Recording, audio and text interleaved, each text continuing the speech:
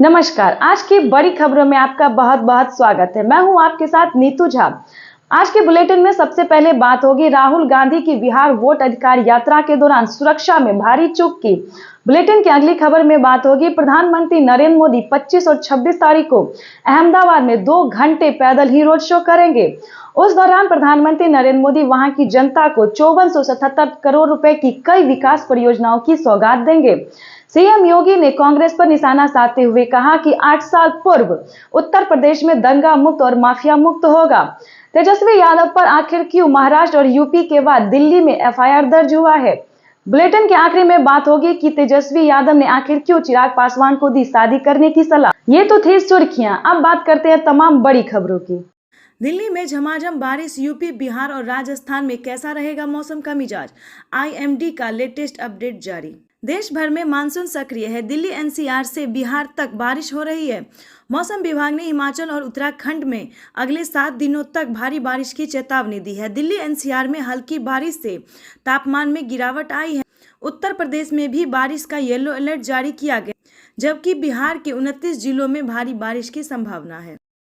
बिहार में चल रहे राहुल तेजस्वी की वोटर अधिकार यात्रा रविवार को अररिया पहुंच गई है, जहां राहुल गांधी और तेजस्वी यादव ने प्रेस को संबोधित किया। आरजेडी नेता तेजस्वी ने एक सवाल के जवाब में केंद्रीय मंत्री चिराग पासवान पर कहा कि वे एक व्यक्ति विशेष के हनुमान हैं, हम जनता के हनुमान हैं।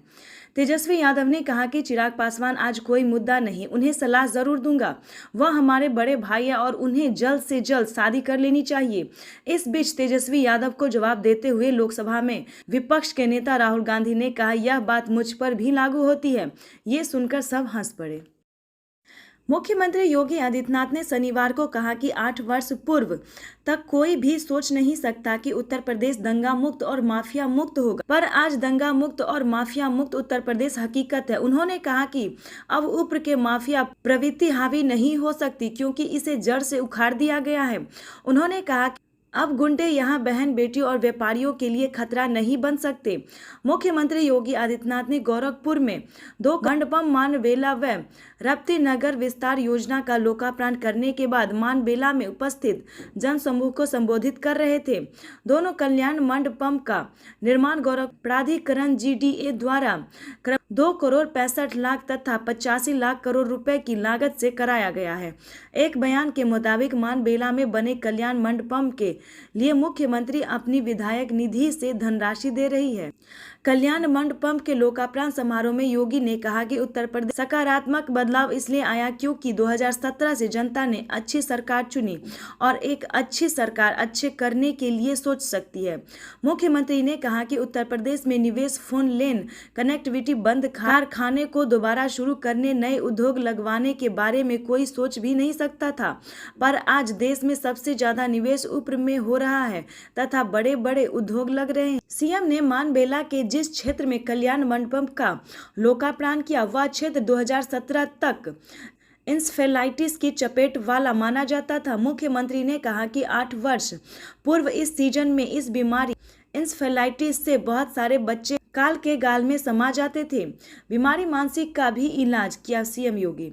पूर्व की सरकार पर निशान साधते हुए उन्होंने कहा कि 8 वर्षों में सरकार ने इंसेफेलाइटिस और उसके करारों का इलाज तो किया ही, प्रदेश को बीमारी हाल पर छोड़ देने वाली बीमारी मानसिकता का भी इलाज किया। योगी आदित्यनाथ ने बताया कि राज्य सरकार 1 साल में मुख्यमंत्री राहत कोष से 1100 करोड़ रुपए की मदद गंभीर बीमारियों के इलाज के लिए दे चुकी है। बिहार के भागलपुर में मतदाता सूची के जांच के दौरान बड़ा खुलासा हुआ। यहां पाकिस्तान से 1956 में आई एक महिला का नाम वोटर लिस्ट में मिला है। खास बात यह है कि विशेष पुनरीक्षण अभियान एसआईआर में उसका सत्यापन भी कर गृह मंत्रालय की पड़ताल में मामला सामने आते ही प्रशासन हरकत में आया। इस पूरे मामले की जांच शुरू कर दी गई। एजेंसी के अनुसार गृह मंत्रालय ने हाल ही में उन विदेशी नागरिकों की जांच शुरू कर दी थी जो भारत आकर वीजा अवधि पूरी होने के बाद भी यहां रह रहे थे। इसी जांच में भागलपुर की यह महिला चिन्हित की गई जांच में सामने आया कि उसका नाम मतदाता सूची में दर्ज है और अब उसे हटाने की प्रक्रिया शुरू की जा रही है।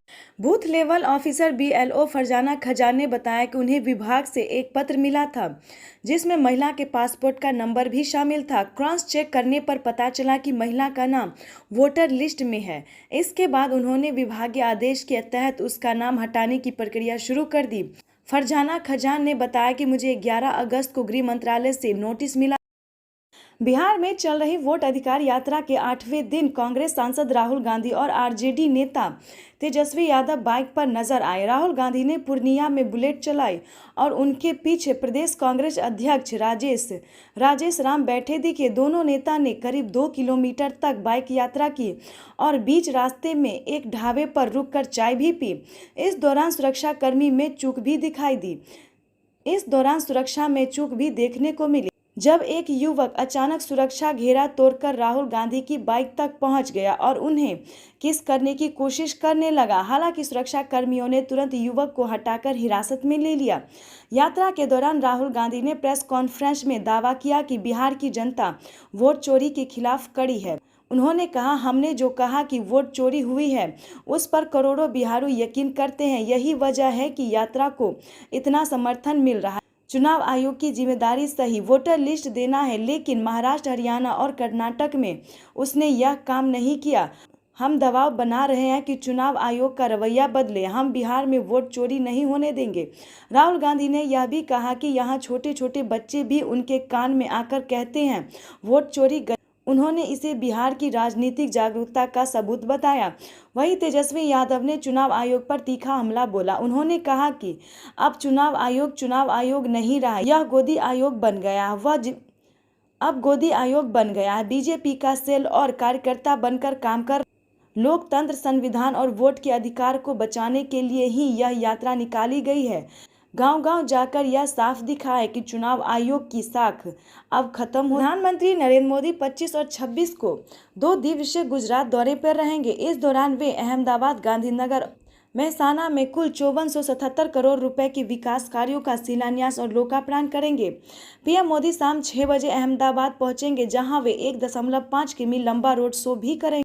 इसके बाद वे निकोल इलाके के खोडलधाम मैदान में आयोजित जनसभा को संबोधित करेंगे। राज्य सरकार के प्रवक्ता मंत्री ऋषिकेश पटेल ने बताया कि प्रधानमंत्री इस दौरान विभिन्न विभागों के अंतर्गत विकास कार्यों की सौगात देंगे। इनमें रेलवे 1404 करोड़, शहरी विकास 2548 करोड़ रुपए, ऊर्जा और पेट्रोकेमिकल्स 1122 करोड़ रुपए, सड़क और भवन 307 करोड़ रुपए और राजस्व विभाग 96 करोड़ रुपए शामिल है। अहमदाबाद को अकेले 3125 करोड़ रुपए के विकास कार्यों का लाभ मिले। वहीं गांधीनगर को 555 करोड़ रुपए की, मेहसाना को 1400 करोड़ रुपए से अधिक की रेली परियोजनाओं की सौगात दी जाएगी। गुजरात सरकार ने वर्ष 2025 को शहरी विकास वर्ष के रूप में मनाने की घोषणा की है। ऐसे में इन परियोजनाओं को राज्य के नागरिकों की सुविधा और खुशहाली बढ़ाने वाला कदम माना जा रहा है। प्रधानमंत्री 25 अगस्त की रात गांधीनगर राजभवन में ठहरे।